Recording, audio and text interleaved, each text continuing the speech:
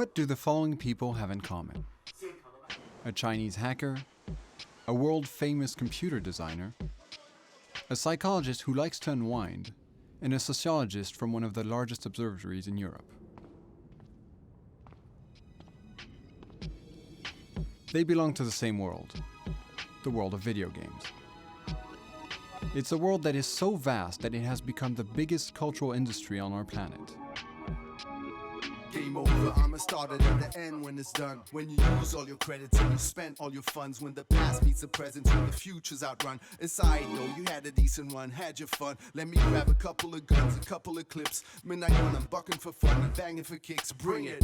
Y'all suckers maybe want some of this. I'ma take it to the level you will never accomplish. You lose.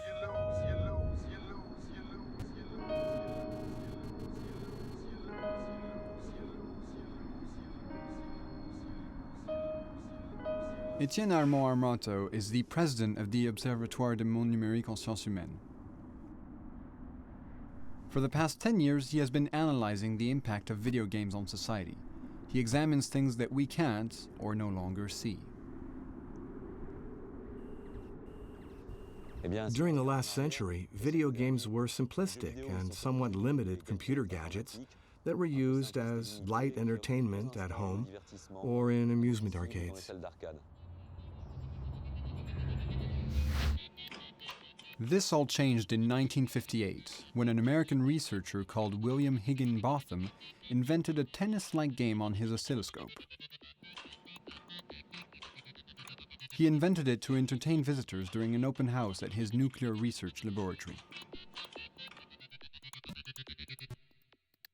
Over the last 2 decades, video gaming has emerged as the form of entertainment that represents our generation. Over the years, games have become increasingly high-tech and easier to use. They are no longer limited to the amusement arcades. They are in our homes and on our television screens. Their characters have begun to look like us, and we embody them. Ce dont on se rend compte. It's clear that video games have generated the artificial world that we live in today. Since the early days of computing, games have been used in experiments to discover the power of machines, of computers.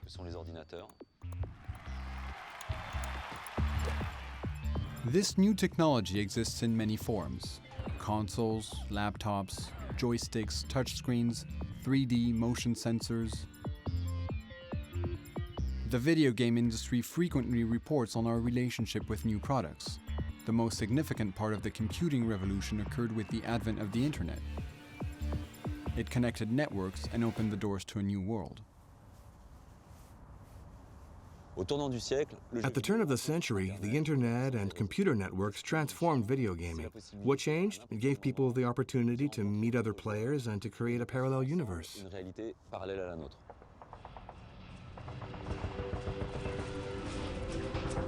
The internet has enabled millions of people in video game networks to connect. Players share their adventures and journey together through a world that is becoming increasingly vast. This form of entertainment has evolved from playing electronic pinball machines in an amusement arcade to collective conquests in virtual worlds. This digital Big Bang has revealed a multitude of universes, and this is the first time that people can experiment, live in groups, and play in real time in a universe that is simulated yet lifelike and credible, in a fantasy world, in universes that were previously unknown.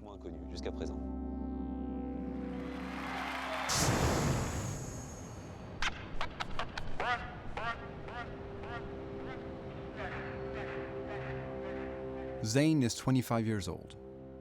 He is one of the most sought-after video game hackers in the world. Everyone knows who Zane is, yet he is invisible. In China, there are approximately 100,000 people doing his job.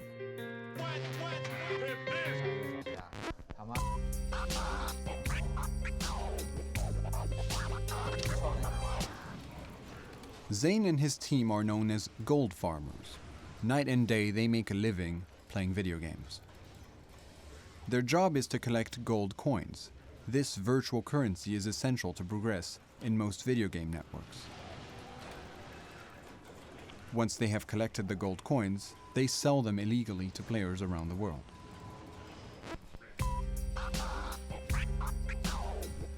The most popular video game network on the internet is called World of Warcraft, also known as WoW. This gaming network unites more than 10 million players worldwide each week. They are both male and female, and their average age is 25 years old. For all players, their avatar, their character in the virtual world, must be constantly evolving. Gold coins can increase their power and also their prestige among their brothers in arms. To look for gold, we need to play. We play in the same way as other gamers. We extract materials from the video game virtual world. Sometimes it's worth a lot and we can get a good price.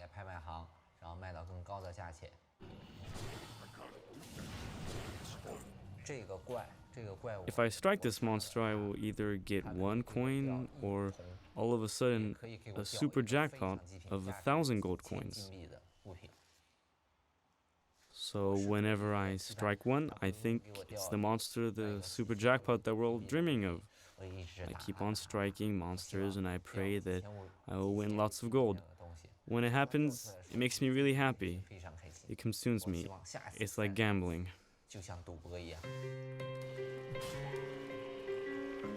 The Chinese authorities turn a blind eye to this prospering illegal business that has a turnover of more than $1 billion per year.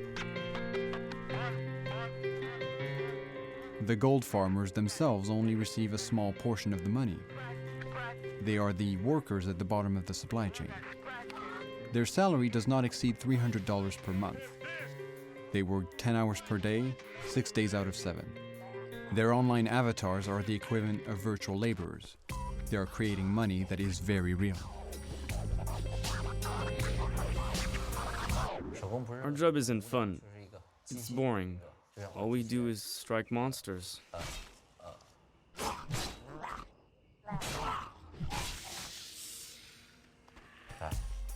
Strike, strike, strike again and again.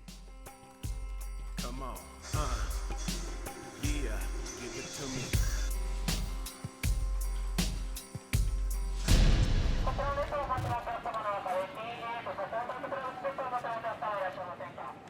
Vanessa is 28 years old.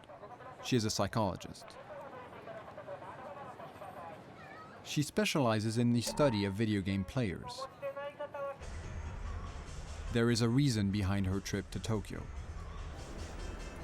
She is here to attend the Tokyo Game Show, the largest international gaming exhibition in the world. It's an opportunity for her to do field research. Japan has always been a spearhead of the game industry, with companies such as Sony, Nintendo, and Square Enix. The global gaming industry is closely linked to Japanese technological inventions. They seem to be motivated by the ultimate quest, to diminish the border between the real world and the virtual world. The game industry provides much-needed enjoyment. We live in a world that's restrictive and unfulfilling. People are always looking for ways to escape. We're being drowned in a permanent flow of information that's hard to filter. It's difficult to manage things in our everyday life, and we need somewhere to escape to. We need to find a world that's in line with our ideals and values.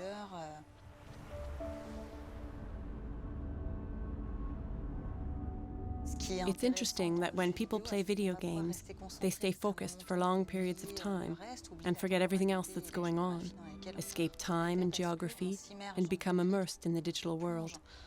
They dive into the digital unknown using an object that responds to physical movements. Having the power to control part of our existence seems to be becoming more and more important.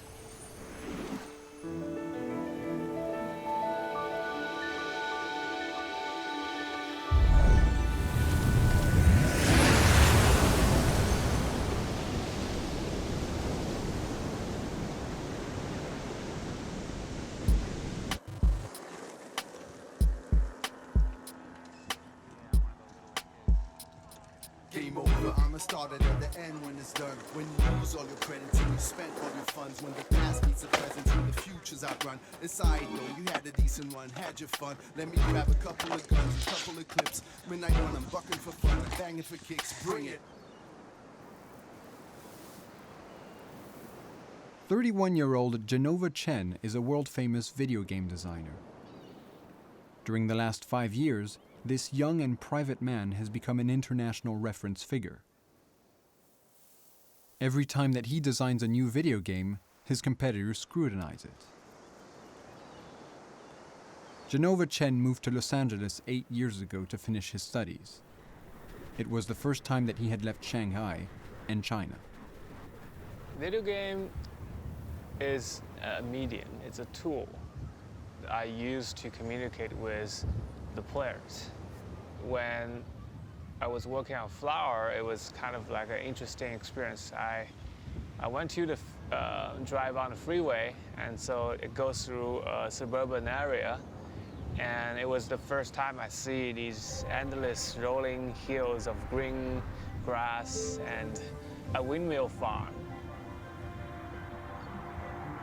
When I saw that, I was thinking, man, these are very beautiful scenes. I wanted to capture it, right? I take photo of what I see, but the lens is so narrow, I only capture a small portion of the field. But it's kind of like here in the beach, like I'm in the middle of this giant grassland.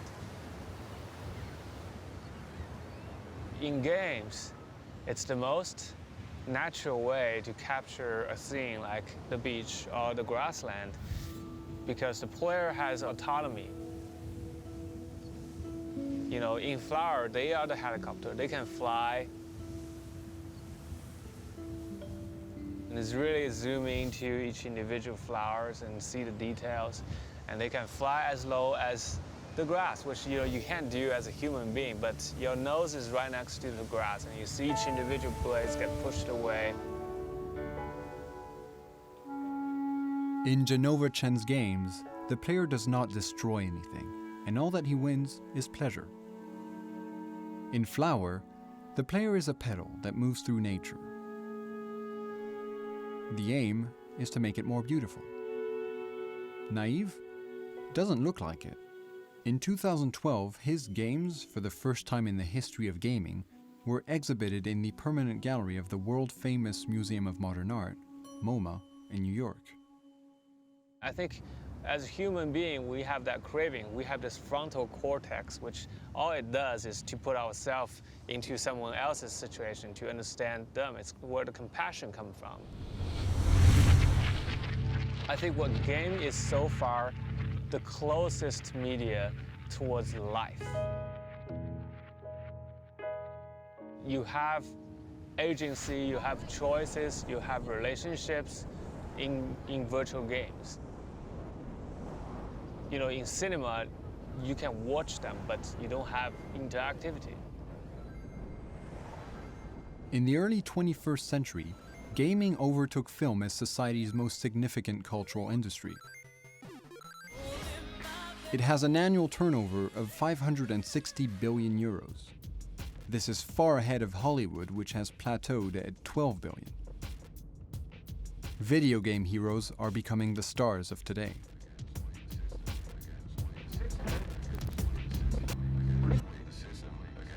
In Tokyo, Vanessa returns every night with hundreds of notes that she has taken throughout the day. She is passionate about the relationship between players and their avatars. The Tokyo Game Show is a goldmine for her.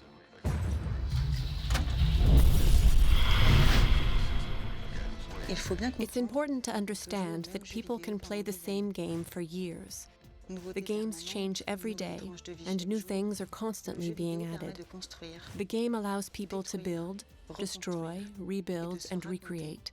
Things stay the same and change all at once. The experience had by gamers who play games like Final Fantasy or WoW is unique. Transforming into an avatar enables people to become heroes and empowers them when faced with annihilation. When they log back in, they are the same as they were when they disconnected. They create a digital universe for themselves where they can experiment and push their own personal limits.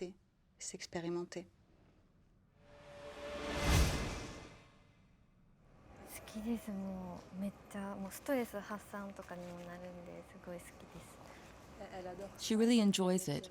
It allows her to manage stress and to really let go. Some people might find it disconcerting that certain gamers want to get into the skin of their avatar. This is called cosplay. The name comes from combining the words costume and play. Cosplay came about in the 90s in Japan at a time when gaming was fast becoming an important cultural phenomenon.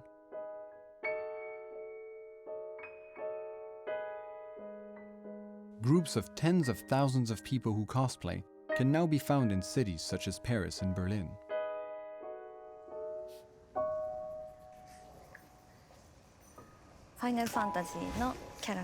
My avatar comes from the game Final Fantasy. I cosplay the character of Sarah. I think that I have a lot in common with this character. My friends often tell me that I look like her. This is what convinced me to become the character of Sarah.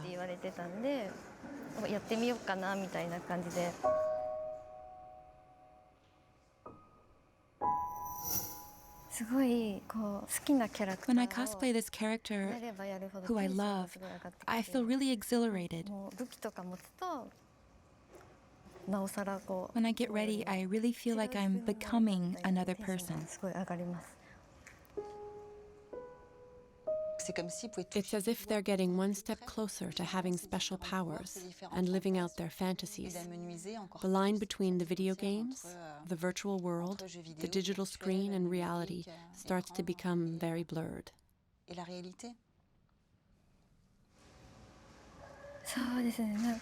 I feel as if I have all of her powers.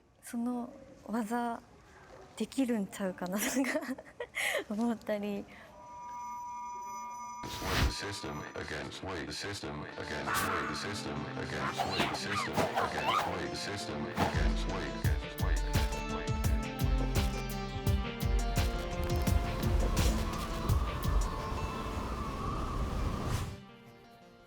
The evening before meeting with the cosplayers, Vanessa had the opportunity to talk with the creator of the character Sarah. Yoshinori Kitase designed the most popular game network in Japan, Final Fantasy. He has played a key role in the evolution of game networks over the last decade.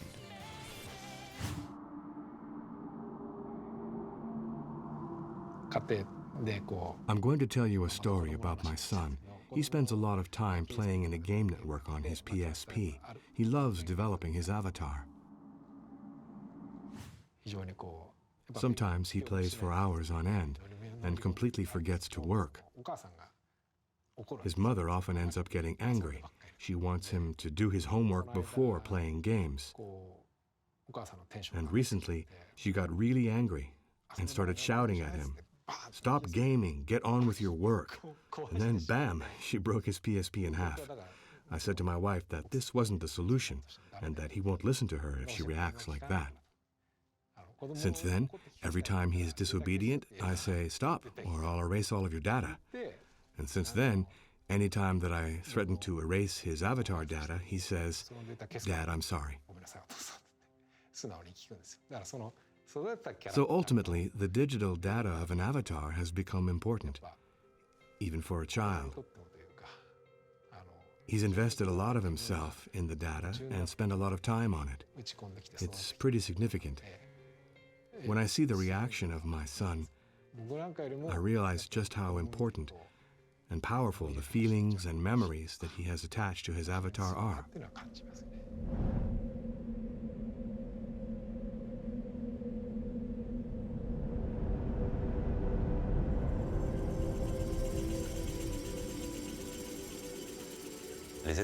Humans are nomadic, and since the beginning of humanity, migration has shaped our world. We've now become sedentary and are following a new form of migration, a virtual one. We pass from one world to another.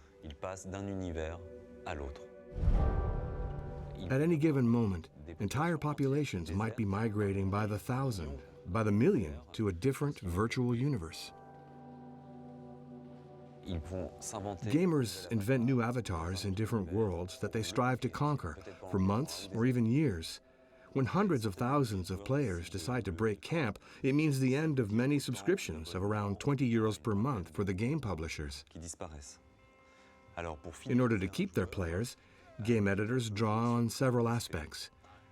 They change the rules of the game, modify them a little, or increase the size of the universe by creating virtual square kilometers or a new region. They also transform the environment by creating a disaster, a new scenario that will enable players to revisit places that they already know. They introduce new monsters or enhance social relationships by making people more interdependent.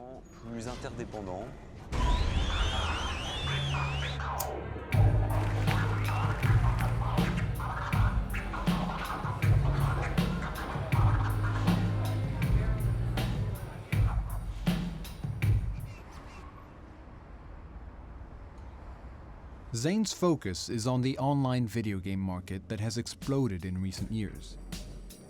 There are over 300 titles.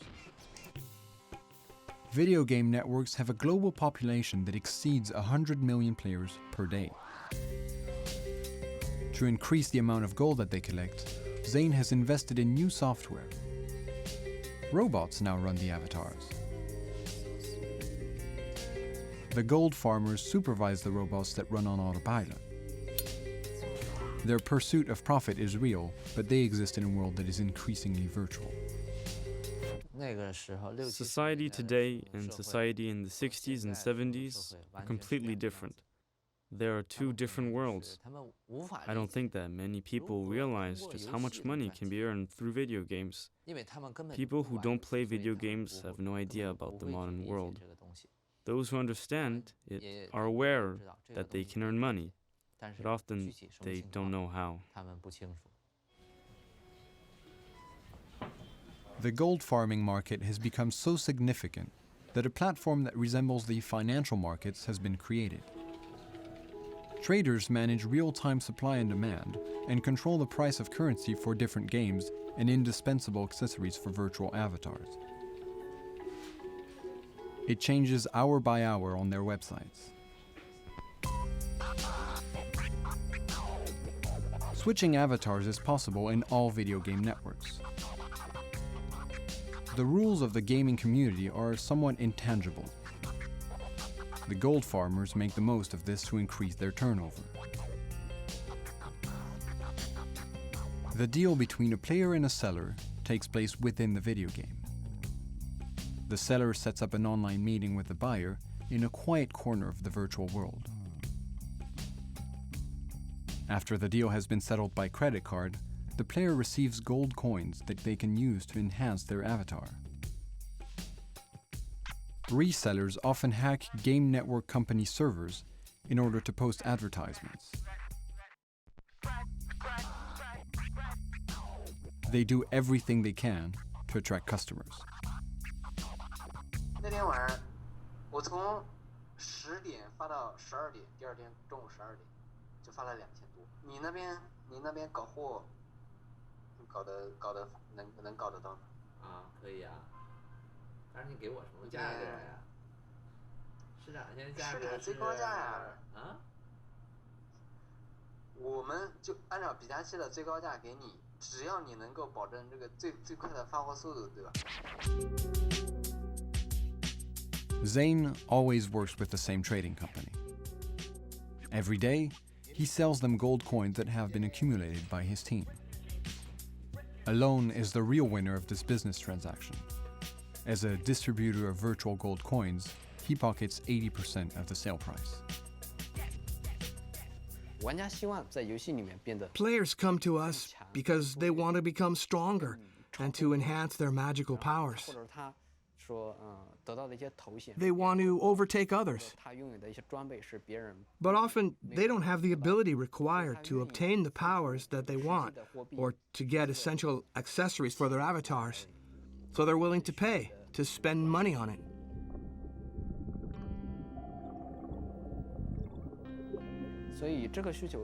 Enhancing an avatar is the goal of the game, but it goes beyond that. The player wants it with their heart and soul.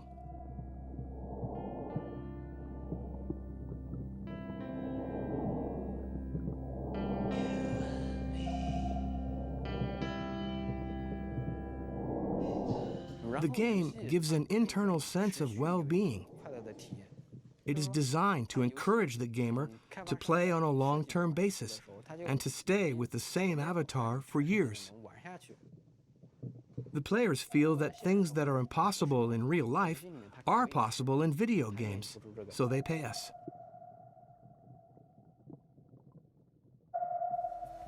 Due to the huge success of video game networks, the companies that dominate the internet have become involved. Google, Facebook, and Apple have decided to capitalize and have their own video games online in order to attract millions of customers. Their intentions are often hidden, but the methods that they use to attract players are identical to those used by the major video game publishers. While 500,000 people party all over Los Angeles, Genova Chen's team are living life at a different rhythm.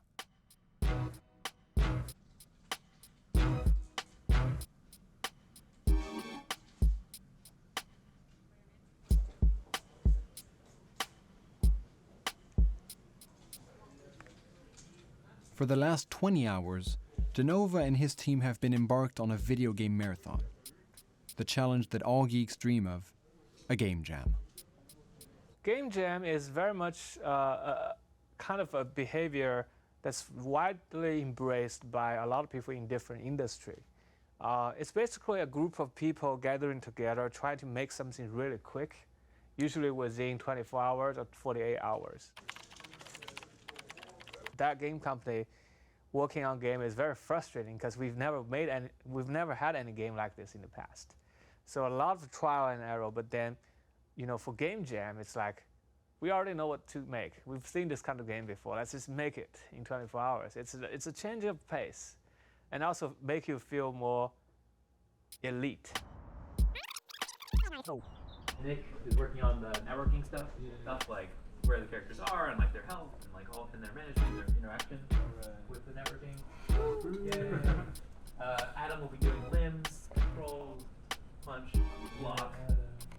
All right, let's go. Great.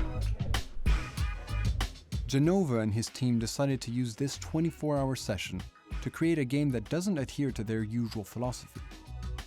They want to design the kind of game that they criticize their competitors for, a game of gratuitous violence and primal instinct.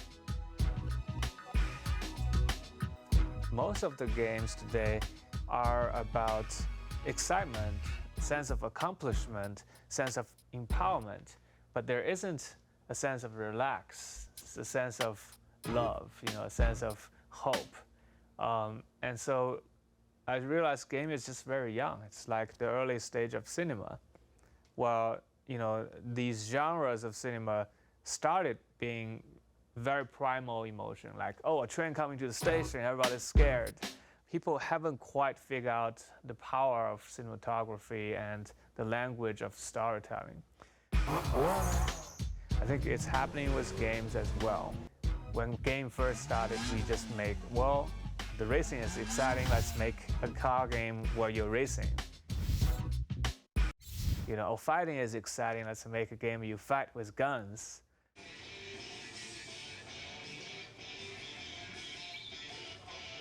Creating a video game in 24 hours is not easy. Under normal circumstances, it takes 2 to 3 years of work. During a game jam, they go back to the basics. The design is minimalistic, and the character animations are simplistic. So more damage is in like when you collide, as in if I'm punching fast. So when you die, you melt into this little ball. To walk, you have to like, one guy go forward, and then... Wait, I thought that was just a tilting.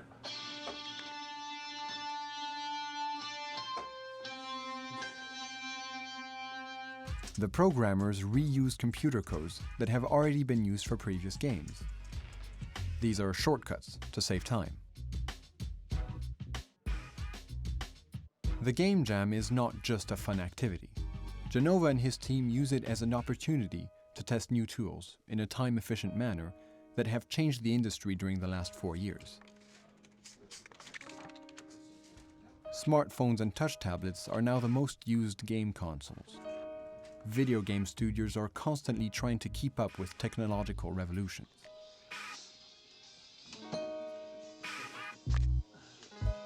Game publishers need to move with the times.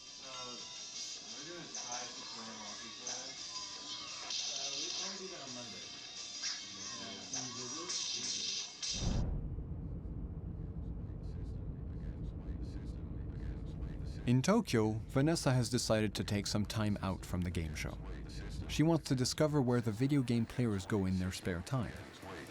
Western tourists have long been fascinated by Tokyo's amusement arcades. But as far as the Japanese are concerned, the arcades will soon disappear due to the video game networks that dominate the market. In Japanese pulp culture, manga kisas, manga cafe, are the current place to be. The internet cafes are open 24 hours a day and are a place where people can go to read manga and where they can also hire individual boxes equipped with powerful computers. They can play in seclusion for hours on end. They can even sleep there without being disturbed. Vanessa is sure that this is the kind of place where she will find the kind of gamers who interest her. When I was a student, I played every day in a video game network called Final Fantasy XI. And I was very attached to my avatar. I have lots of memories.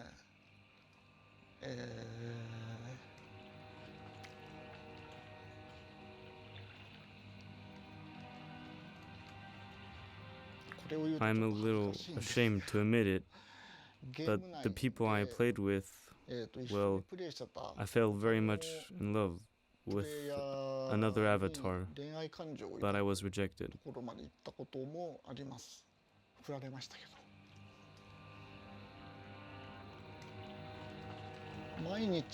When I was playing every day, I identified a lot with my avatar's character, and I even wrote a blog about it.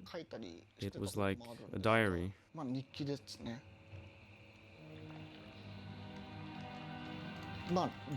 I have to admit that the game played an important role in my life for a long time. Now, my professional life means that I can't get involved to such an extent. I don't get as involved as before when I play in WoW.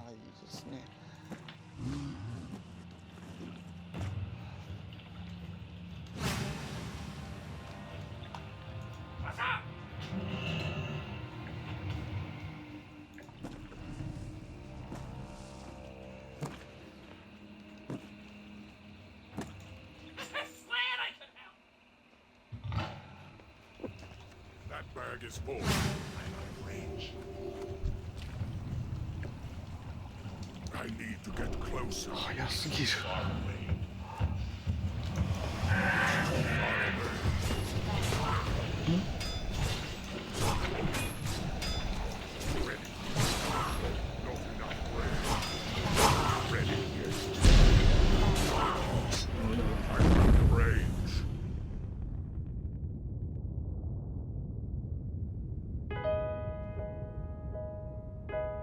It's very easy to be touched.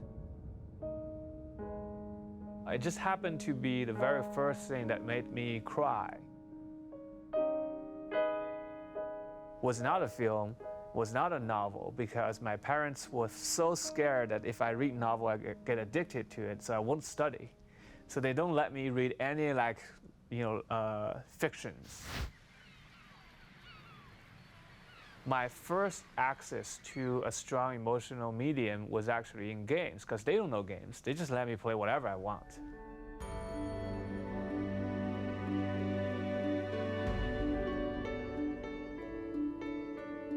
For Cloud, this is the first game I've made. This is the first game where I start to get real players who play the game sending email to us and telling us how they feel about the game. Some people said that, you know, we should tell the team that everybody involved are beautiful people. And that's also very new because nobody ever told me I'm a beautiful person in my life. So this is kind of very first time, you know, like, oh, wow. What does that mean? So it must be the game. And what happened in that game that start to make such a strong emotional reactions. So the character is a kid in the hospital. You know, when I was young, I spent a lot of time in the hospital. There's a lot of desire for freedom as a young kid, and there's a lot of desire for getting better when you're sick.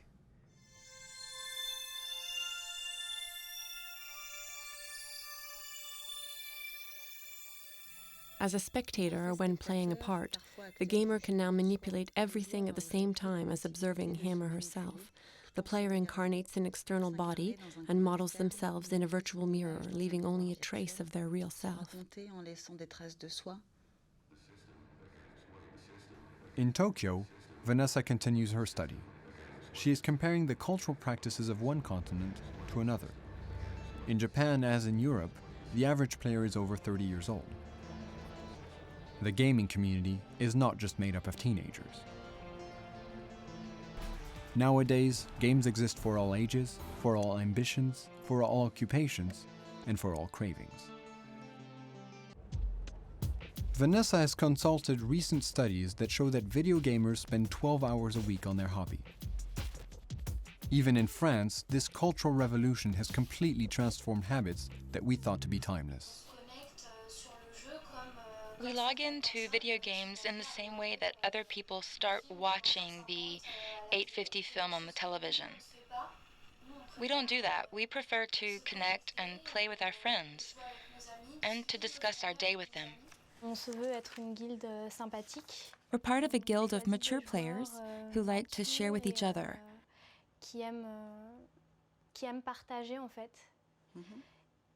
This is what led us to these gatherings. I met my boyfriend, who I now live with in this guild, and we're not the only ones. I think this is a great way of meeting people. C'est assez exceptionnel, je trouve, comme rencontre. The majority of us are couples who have either met in the game or who have discovered the game together. We also have friends here from real life that we've introduced to the game, or friendships that have been formed during the game. Do you meet regularly in real life with people from this guild? Yes, we call each other to organize getting together. We meet up, we go out for dinner or on vacation. For me, there is no difference between the people I've met in the game and my friends whom I've known since college. Et mes amis que j'ai rencontrés par exemple par le biais de la fac.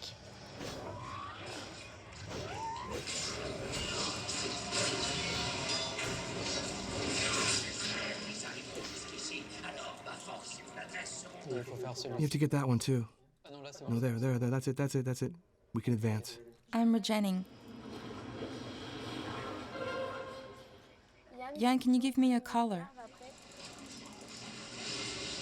It's not very powerful. It's okay, it's still better than nothing.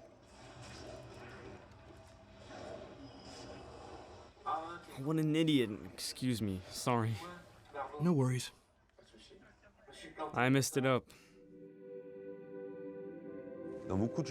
In many game networks, people need to join forces to succeed, to cooperate with other players. Groups are set up and gamers commit to meeting in certain places at certain times. If people miss those rendezvous, then they can be removed from the groups. An online society exists. It keeps people connected, and sometimes the only friendships that people are able to maintain are those that are formed with their online friends.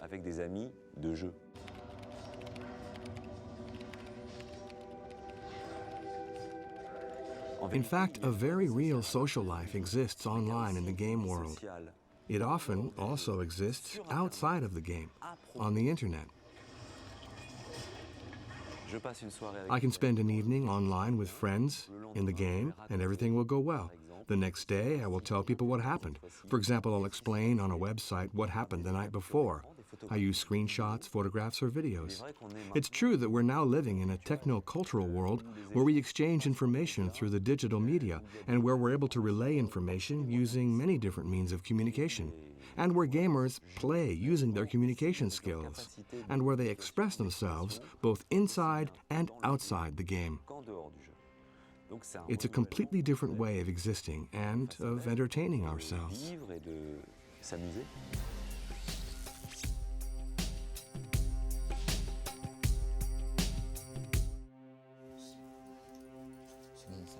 In China, hackers like Zane have a somewhat complex relationship with the players that they meet in-game.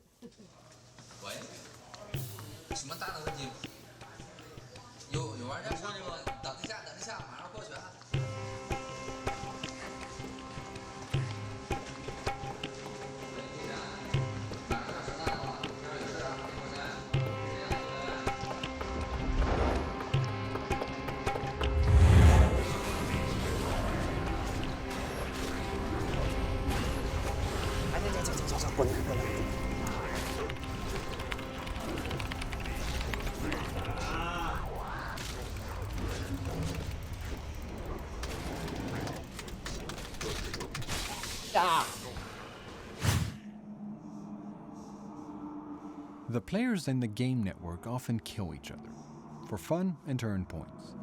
But the stakes are high when the person who has been killed is a gold farmer avatar.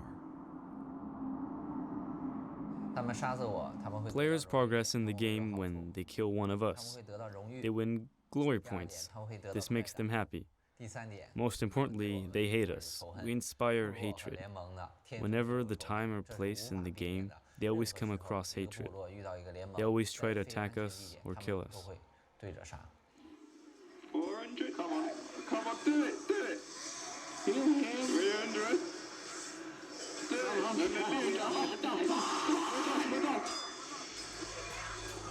The way in which the gold farmers hunt for gold is often repetitive, and the gold farmer robots are easy to spot. There are videos online that explain how to kill gold farmers. Gamers who have killed gold farmers are proud of their victory.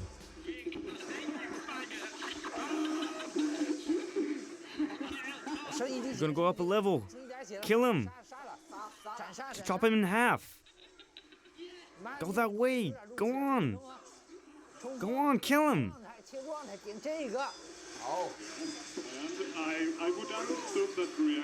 The video game publishers encourage these virtual murder hunts. They are aware of the extent to which the virtual economy generated by their games is continually increasing.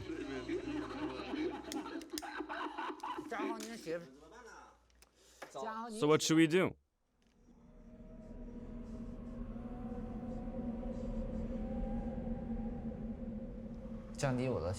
When an avatar is killed, our gold yield lowers. In a normal situation, I can generate a certain amount of gold. If avatars die during a workday, we lose all the gold that has been acquired. Our productivity collapses.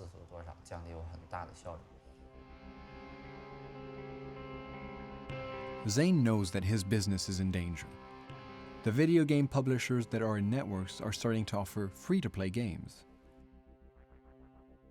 The games are free to access, but gamers need to pay to buy accessories, to access new levels, and to progress into new and infinite worlds that are continually being created by the designers.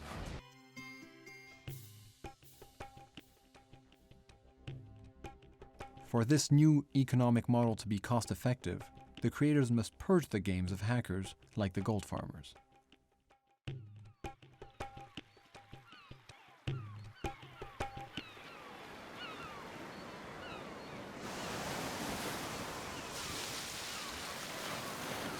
Working on video games allowed me to see that how by changing the system of a word, you can influence people's behavior.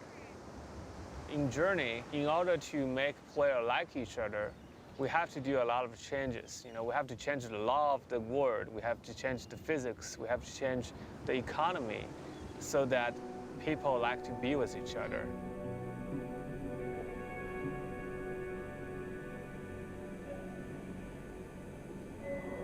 In Journey, at the beginning, we want to create a world where people help each other on their pilgrimage. For a while in the game, we wanted to make the player to feel that each other is really existing in the game world. So we added in collision so the player can push each other.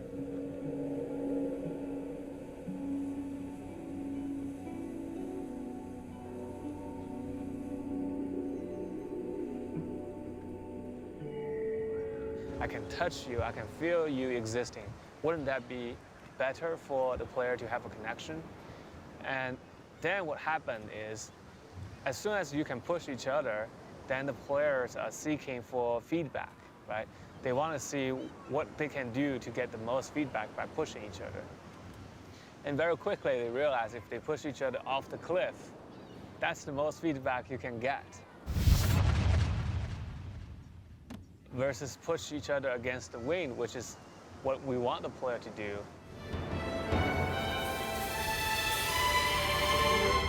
It's very little feedback. And so all of a sudden, all these pilgrims who are supposed to be on the same journey start to kill each other. And I was, for quite a while, quite discouraged because I'm like, why are these people doing that? Even including our developers. And then I realized that it's about the system. It's about what feedback you offer. And so eventually we changed it. We take away the collision, so you can't push each other, but when you're overlapping on each other, you gain energy, you gain resources. So all of a sudden, people don't push each other anymore. They just like to stay together, stay close.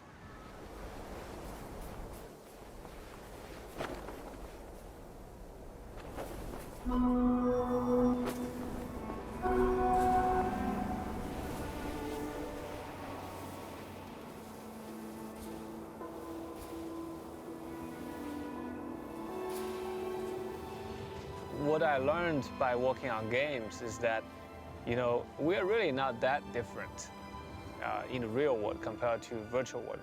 We might abandon our moral values when we move from the real world to the virtual world. For example, we don't kill the real world, but in the virtual world, we are okay to kill.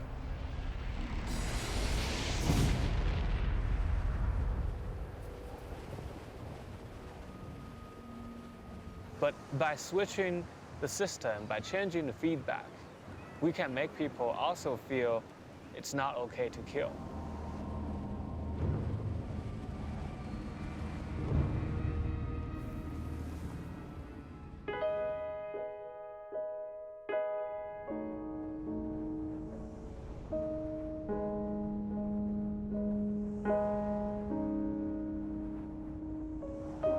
When working on a game, I feel I'm the closest to God. What do I mean? It's about creating a world. Whether you are a game designer, a player, or a gold farmer, a video game can serve in whatever way you wish. This leading cultural industry has become more than just entertainment. It has become an everyday tool for communication and education. This continually evolving form of media is becoming increasingly powerful and is getting progressively harder to make the distinction between real images and virtual images. Playing at home is really relaxing. Really relaxing. In addition, you spend very little money. If you go to a movie, you spend a lot of money. It costs a lot to buy food. You buy something, and then you spend more. But playing doesn't cost very much. You can't spend money, and above all, it's enjoyable. Game over. You living in a dream, wake up. Game over. You running out of luck, give it up. Game over. It's all about the life you choose. Game over. Even when you win, you lose. Game over. You living in a dream, wake up. Game over. You running out of luck, give it up. Game over.